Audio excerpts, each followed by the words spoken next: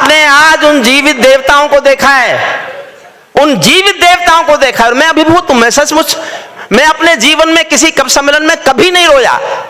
आज ने जाने कितनी बार मैं रोया, और मेरा मन करता था मैं भागूं, ऊपर आऊं और इन सैनिकों के, इन बेटों का पैर छू करके इनके पैर छू लूं, और मुझे कुछ पुण्य इनके मिल जाएंगे जो इन्होंने देश के लिए किया, जो देश के लिए किया। आदरणीय गुरमीत साहब, आपने जो दिखाया हमारे, मैं सबके नाम मुझे याद नहीं आए, मैं मेरठ कॉलेज में, मेरठ यूनिवर्सिटी में पढ़ाता था, अब तो मैं भी रिटायर हो गया। कैप्टन मनोज तलवार का पार्थिव शरीर आया था मेरे शहर में। मैं उस पार्थिव शरीर को, अंतिम यात्रा जो होती है उसमें शामिल हुआ था। आगे मैं अंतिम दर्शन के लिए नहीं जा पाया था। मैंने पीछे खड़े होकर एक छोटी सी कविता लिखी थी कैप्टन मनोज तलवार के अंतिम संस्कार में। अगर मुझे आदरणीय संचालक जी और मंच आज्ञा दे, स्वागत, क्योंकि मेरा नंबर बहुत बाद में आएगा, तब तक हमारे कुछ अतिथि चले जाएंगे, इसलिए मेरा मन है, मैं अपने को रोक नहीं पा रहा। कुल 3 मिनट की कविता है, मुझे उस कविता को पढ़ने की अनुमति ये सदन दे दे। मैं सबसे पहले करगिल के शहीदों पर एक कविता सुनाना चाहता हूं। मैंने पिछले 20 साल में लगभग अधिकतर अपने मेरे लेखन का 80% सेना पर है, शहीदों पर है, आतंकवाद पर है, जम्मू पर है, कश्मीर पर है, करगिल पर है। बाद में मेरा नंबर सबसे बाद में आएगा, मैं जानता हूं, लेकिन ये एक कविता मैं पहले सुना देना। जो लोग उठ के जा रहे हैं, अभी बैठे हैं,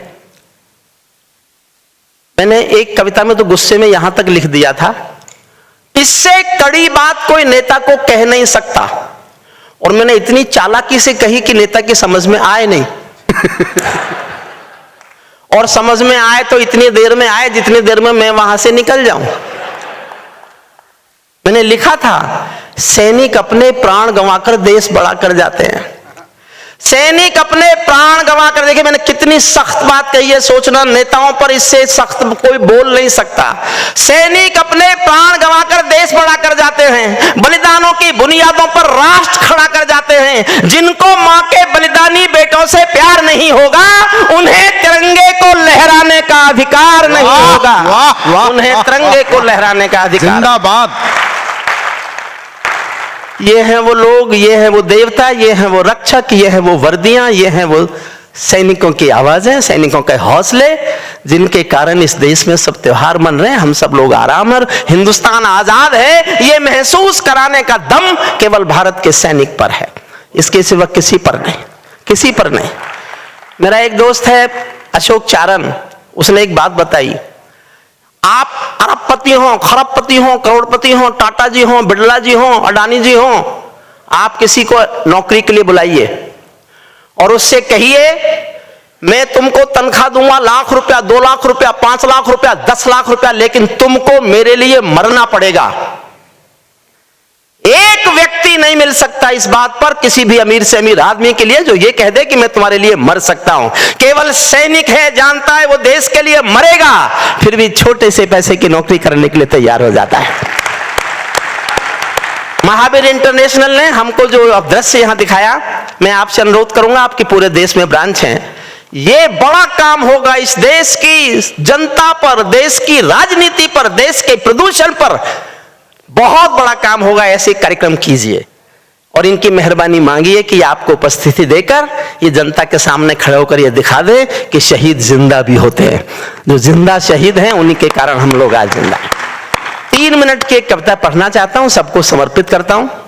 एक यहाँ बेटियां ऐसी भी हैं जिनके पति उस युद्ध में नहीं रहे थे, आज उनको सम्मानित किया गया।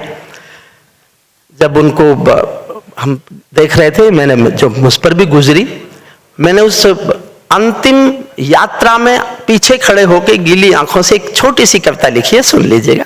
फिर हमारा यशदीप कौशिक, बधाई देता हूं यशदीप कौशिक आपको कि आप अगर इतने अच्छे कार्यक्रम, मैं तो पहली बार उनसे मिल रहा हूं आज, लेकिन इस महान कार्यक्रम में मुझे लाकर जो मुझ पर उपकार किया है, मैं जीवन भर इसका एहसान कभी नहीं चुका सकता। मैं आदरणीय साहब, आप लोगों ने सचमुच, मैं इतना भावुक हूं। अरुण जेमनी मुझसे बार बार पूछता रहा, भाई साहब कैसे कविता पढ़ेंगे? मैंने कहा मैं कोशिश करूंगा कि हम कविता पढ़ने की मानसिक स्थिति में आ जाएं हम किसी तरह से। आप ये मान के सुनना कि क्योंकि कवि सम्मेलन तो होना तो है ही, हम तो इसीलिए आए। छोटी सी कविता सुन लीजिए। मैं केशव का 5 जन्म भी गहन मौन में खोया हूं। मैं गीतकार नहीं, हमारी बेटिया गीतकार बैठी, लेकिन भीतर कहीं, बहुत भीतर कहीं जब कुछ टूटता है तो ऐसा भी लिखा जाता है। मैं केशव का 5 जन्म भी गहन मौन में खोया हूँ। उन बेटों की याद कहानी लिखते लिखते रोया हूँ। उन बेटों की याद कहानी लिखते लिखते रोया हूँ। जिस माथे की कुमकुम बिंदी वापस लौट नहीं पाई, चुटकी झुमके पायल ले गई कुर्बानी की यमराई। कुछ बहनों की राखी जल गई है बर्फीली घाटी में, वेदी के गठबंधन मिल गए हैं करगिल की घाटी में। पर्वत पर कितने सिंदूरी सपने दफन हुए होंगे, बसंतों के मधुमासी जीवन हवन हुए होंगे। टूटी चूड़ी धुला महावर रूठा कंगन हाथों का, कोई मोल नहीं दे सकता बासंती जज्बातों का, कोई मोल नहीं। टूटी चूड़ी धुला महावर रूठा कंगन हाथों का, कोई मोल नहीं दे सकता बासंती जज्बातों का। जो पहले पहले चुंबन के बाद लाम पर चला गया, एक पल का एहसास जीना। और मैं 20 साल से पढ़ रहा हूं ये कविता, लेकिन इससे पवित्र मौका जहां मैंने जिनके लिए लिखी उनके चरणों में बैठ के पढ़ने का मौका मुझे महावीर इंटरनेशनल ने दिया, मैं इस बात को जीवन में कभी नहीं भूलूंगा। जो पहले पहले चुंबन के बाद लाम पर चला गया, नई दुल्हन की सेज छोड़कर युद्ध काम पर चला गया। उनको भी मीठी नींदों की करवट याद रही होगी, सबको परिवार याद आता है। उनको भी मीठी नींदों की करवट याद रही होगी, खुशबू में डूबी यादों की सलवट याद रही होगी, खुशबू में डूबी यादों की सलवट। और मैं अपने जीवन की सबसे अच्छी पंक्ति कर्नल गुरमीत सिंह जी आपके चरणों में भेंट करता हूं। मैंने इससे अच्छा जीवन में कुछ लिखा ही नहीं, रोया भी बहुत था, लेकिन मुझे लगा मैं जीवन में एक ही पंक्ति अच्छी लिख पाया हूं, वो पंक्ति आपको सौंपता हूं। मुझे दुआएं देना तालियों से, अगर ऐसी पंक्ति मैंने एक और लिख ली ना तो महसूस करूंगा मैं कवि हो गया हूं। जीवन की सबसे अच्छी पंक्ति सुनो। उनको भी मीठी नींदों की करवट याद रही होगी, खुशबू में डूबी यादों की सलवट याद रही होगी। उन आंखों की 2 बूंदों से 7 सागर हारे हैं, उन आंखों की 2 बूंदों से 7 सागर हारे हैं। जब मेहंदी वाले हाथों ने मंगलसूत्र उतारे हैं, जब मेहंदी वाले हाथों ने मंगलसूत्र उतारे हैं। गीली मेहंदी रोई होगी छुपके घर के कोने में। मैं एक ऐसी बिटिया को जानता था जहां मैं पढ़ाता हूं, वो एक फौजी से प्यार करती थी। ना बिटिया ने घर पे बताया, लड़की ने घर बताया, ना फौजी ने अपने घर बताया। दोनों ने शादी का भी तय कर लिया कि अगली छुट्टी में फौजी आएगा तो शादी करेंगे। वो लड़की उस फौजी के नाम की मेहंदी रचा रही है बैठी हुई, और जिस समय मेहंदी रचा रही है उसके नाम की, उसी समय खबर आती है फौजी शहीद हो गया। इस पल को जीना मेरे साथ। गीली मेहंदी रोई होगी छुपके घर के कोने में, ताजा काजल छूटा होगा चुपके चुपके रोने में। जब बेटे की अर्थी आई होगी सोने आंगन में, जब बेटे की अर्थी आई होगी सोने आंगन में, शायद दूध उतर आया हो बूढ़ी माँ के दामन में, शायद दूध उतर आया हो बूढ़ी माँ के दामन में। वो विधवा पूरी दुनिया का बोझा सर ले सकती है। संसार के किसी भी मुल्क में, किसी भी मजहब में स्त्री अर्थी को कंधा नहीं देती।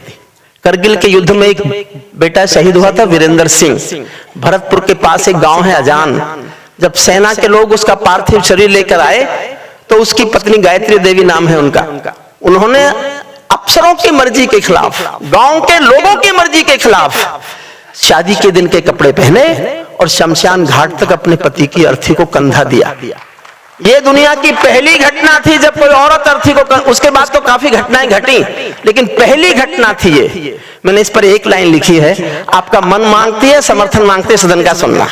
तब बेटे की अर्थी आई होगी सोने आंगन में, शायद दूध उतरवाया हो बूढ़ी माँ के दामन में। वो विधवा पूरी दुनिया का बोझा सर ले सकती है, वो विधवा पूरी दुनिया का बोझा सर ले सकती है, जो अपने पति की अर्थी को भी कंधा दे सकती है, जो अपने पति की अर्थी को भी कंधा दे सकती है। मैं ऐसी हर देवी के चरणों में शीश झुकाता हूँ, इसीलिए मैं कविता को हथियार बना कर गाता हूँ, इसीलिए मैं हथियार बना कर गाता हूँ। जिन बेटों ने पर्वत काटे हैं अपने नाखूनों से। देखिए आपने पहाड़ियां ऐसे चढ़े होंगे, मैंने कल्पना की है। अंतिम 6 पंक्तियां सैनिक के शौर्य पर बोल रहा हूं। मैंने सैनिक के शौर्य पर केवल 6 लाइन लिखी है इस कविता में, वो सुनिए। जिन बेटों ने पर्वत काटे हैं अपने नाखूनों से, उनकी कोई मांग नहीं है दिल्ली के कानूनों से, उनकी कोई मांग नहीं है दिल्ली के कानूनों से। जो सैनिक सीमा रेखा पर ध्रुवतारा बन जाता है, उस कुर्बानी के दीपक से सूरज भी शर्माता है। गरम दहानों पर तोपों के जो सीने अड़ जाते हैं, उनकी गाथा लिखने को अंबर छोटे पड़ जाते हैं। उनके लिए हिमालय कंधा देने को झुक जाता है, कुछ पल तो सागर की लहरों का गर्जन रुक जाता है। उस सैनिक के शव का दर्शन तीर्थ जैसा होता है, चित्र शहीदों का मंदिर की मूरत जैसा होता है। चित्र शहीद। बहुत बहुत धन्यवाद।